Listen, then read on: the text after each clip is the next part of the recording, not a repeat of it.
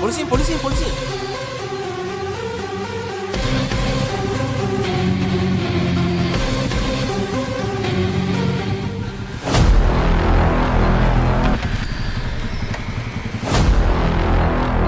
දැන් මේකේ 3 දෙනෙක් ආවනේ. ඔව් සර්.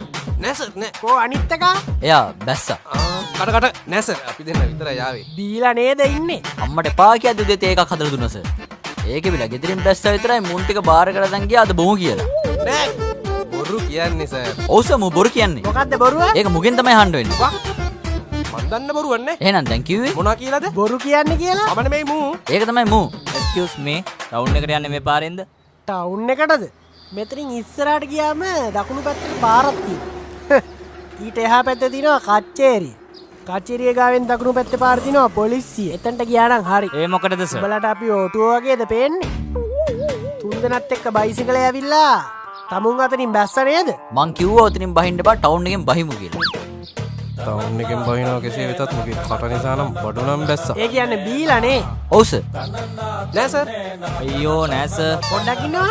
දැන් තමුන් වෙනමාව කිව්වනම් ඇයි දැන් නෑ කිව්වේ? අයියෝ කේ වුණානේ. ඒකනේ ඔබ කවුද? ඇයි උඹට බඩුද? මේ ජකා බං? සාමාත්‍යයා ඇත්තටම 3 දෙනෙක් ආවා කියලා දැක්කද? ඔව් බං. මං දැක්කනේ තුන් දෙනෙක් එනවා.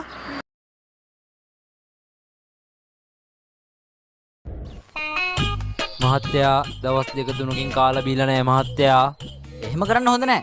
වෙලාවට කාලා බීලා එහෙම ඉන්න ඕනේ හොඳේ. එතකොට මහත්තයා එහෙම කාලා බීලාද? ඊයේ රෑ නම් කොහම හරි කෑවා. හැබැයි කාලා බොන්න තමයි බැරි වුනේ. ඇයි මහත්තයා? පොයේ හින්දා දවස් දෙකක් බාර වහලානේ. අනේ මහත්තයෝ කණ්ඩ කීයක් හරි රුපියල් 5ක් හරි 10ක් හරි දීලා යන්නකෝ. සල්ලි කන්න හොඳ නෑ මිනිස්සුયો. නිකන් නැති ලෙඩ හදා ගන්න එපා. නිකන් හරි හිතන ඔය රුපියල් 5 ගිහිල්ලා උගුරු හිරුණොත් මොකද වෙන්නේ කියලා. ගොඩක් දුරින් ඉඳන් ඇවිදගෙන ආවේ මහත්තයෝ. හරිම අමාරුත්. අයියෝ. අර අතින් චුට්ටක් ගිහලා වාඩි වෙනවද? මහත්තයා හිඟන්නෙක් මහත්තයා. මනුස්සකමට කතා කරලා හිඟන්න කියන්න එපා. ඔබ හිතුවද මට සල්ලි නෑ කියලා? මේ බලපන් පර්ස් එකේ. 95ක් තියෙනවා. නෑ මහත්තයා. මං හිඟන්නෙක් මහත්තයා. දැන් ඒකට මම මොකද්ද කරන්න ඕනේ? නෑ මහත්තයා. මං යන්නම් මහත්තයා.